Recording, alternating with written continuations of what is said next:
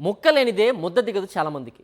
మరికొంతమందికి వారంలో 4-5 సార్లు నాన్ వెజ్ తింటే, ఇంకొందరు కనీసం వారానికి ఒక్కసారైనా ఇంట్లో చికెన్ ఉండాల్సిందే.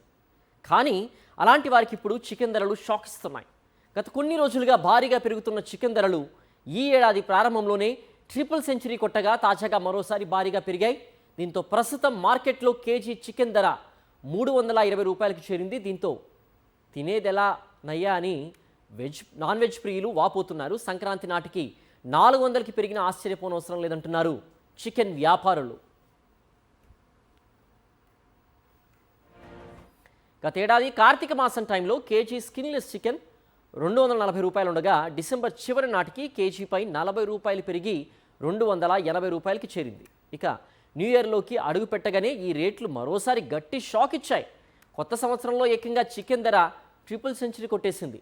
జనవరి మొదటి వారంలో కేజీ చికెన్ 300కి చేరగా అది కాస్త రెండో వారానికి వచ్చేసరికి 320 రూపాయలైంది.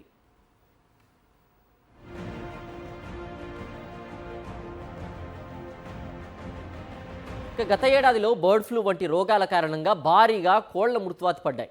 ఆ తర్వాత వ్యాధులు తగ్గి కాస్త ఊరట లభించిన వాటి మేత ధరలు పెరగడంతో నిర్వహణ భారం పెరిగి చాలామంది కోళ్ల పెంపకాన్ని ఆపేశారు.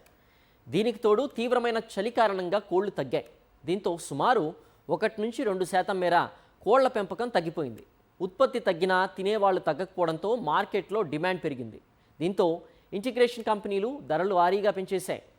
ఇదిలా ఉండగా మరో వారం రోజుల్లో సంక్రాంతి పండుగ నేపథ్యంలో రాబోయే రోజుల్లో చికెన్ ధరలు మళ్లీ పెరిగే అవకాశాలు కనిపిస్తున్నాయి.